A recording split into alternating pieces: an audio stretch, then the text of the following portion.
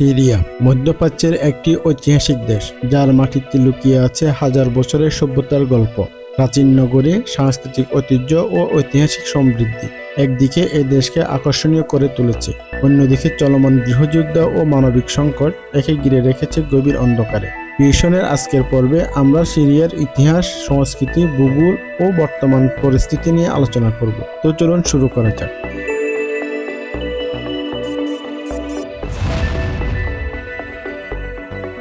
Syria পশ্চিম এশিয়ার একটি দেশ। এর অবস্থান কৌশলগতভাবে অত্যন্ত গুরুত্বপূর্ণ। দেশটির আয়তন প্রায় 1,85,000 বর্গ কিলোমিটার এবং সিরিয়ার উত্তরে তুরস্ক, দক্ষিণে জর্দান, পূর্বে ইরাক এবং পশ্চিমে লেবানন ও ভূমধ্যসাগর দ্বারা বেষ্টিত। সিরিয়ার ভূপ্রকৃতি বৈচিত্র্যময়। দেশের পশ্চিমাঞ্চলে রয়েছে সবুজ পাহাড় ও ভূমধ্যসাগরীয় উপকূল, যেখানে জলবায়ু নাতিশীতোষ্ণ। পূর্ব দিকে রয়েছে আরব মরুভূমি, যা বেশ শুষ্ক ও শীতল। এর মধ্য দিয়ে প্রবাহিত ইউফ্রেটিস নদী শুধু দেশটির প্রধান জলভূমি নয়, বরং এটি ইতিহাসের অন্যতম প্রধান অংশ। সিরিয়াকে বলা হয় সভ্যতার জননী। প্রাচীন মেসোপটেমিয়ার অংশ হিসেবে সিরিয়া পৃথিবীর প্রথম নগর সভ্যতার কেন্দ্র ছিল। দামেস্ক সিরিয়ার রাজধানী, পৃথিবীর সবচেয়ে পুরনো নগরগুলির একটি, যা আজও জীবিত। এখানে প্রাচীনকালে বিভিন্ন সাম্রাজ্য শাসন করেছে: বেবিলন, অ্যাসিরিয়ান, পার্সিয়ান এবং রোমান সাম্রাজ্য। সিরিয়ার আরেকটি বিখ্যাত প্রাচীন শহর পালমিরা, যা ছিল সিল্ক রুটের বাণিজ্যিক কেন্দ্র। পালমিরার অপূর্ব স্থাপত্য ও ভাস্কর্য আজও বিশ্বজুড়ে আলোচনার বিষয়। প্রাচীন রোমান সাম্রাজ্যের সময় সিরিয়া ছিল একটি গুরুত্বপূর্ণ প্রদেশ।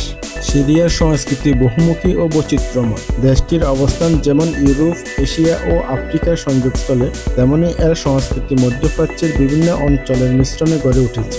সিরিয়ার খাবার বিশ্বজুড়ে বিখ্যাত। ফালাফেল, হুমুস, তাবুলে এবং কেবাব এই দেশের সুস্বাদু ও জনপ্রিয় খাবার। সিরিয়ানরা অতিথি আপ্যায়নে বিখ্যাত।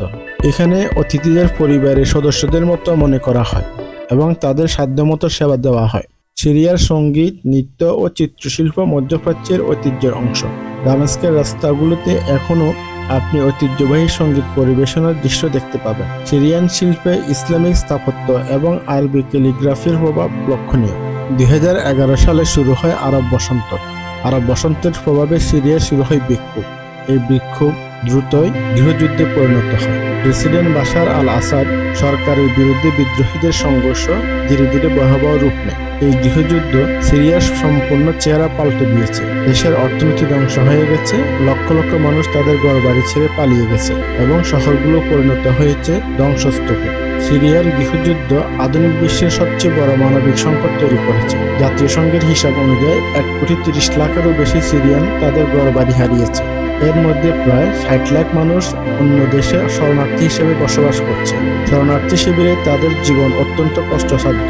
অল্প খাবার, নিরাপত্তাহীনতা এবং স্বাস্থ্যসেবার অভাবে শিশুদের ভবিষ্যৎ অনিশ্চিত। বিদ্রোহী গোষ্ঠীগুলির মাত্র 12 দিনের জটিকা এক অভিযানে সিরিয়ায় আসাদ পরিবারের 54 বছরের কর্তৃত্ববাদী শাসনের অবসান ঘটে। বিদ্রোহীরা রাজধানী দামেস্কে ঢুকে পড়লে বাশার আল আসাদ দেশ ছেড়ে পালিয়ে যান। আশ্রয় নিয়েছেন রাশিয়া। এর মধ্য দিয়ে মধ্যপ্রাচ্যের আধুনিক ইতিহাসে সবচেয়ে নৃশংস এক স্বৈরাচারী সরকারের পতন ও দেশটিতে 13 বছরের গৃহযুদ্ধের ইতি ঘটেছে।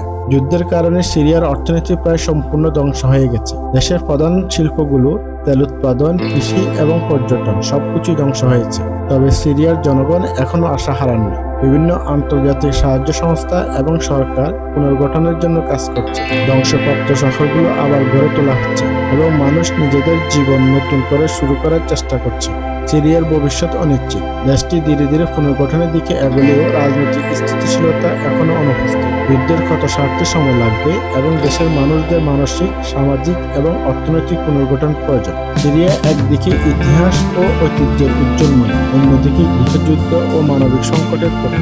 এদেশের গল্প আমাদের শেখার যুদ্ধ এবং ধ্বংস কিভাবে একটি সমৃদ্ধ জাতিকে বিপর্যস্ত করতে পারে। তবে সিরিয়ার মানুষদের মধ্যে যে অটুট আশা ও ধৈর্য, তা একদিন দেশটিকে নতুন আলোয় উদ্ভাসিত করবে। সিরিয়া কি আবার শান্তি ও সমৃদ্ধির পথে ফিরতে পারবে?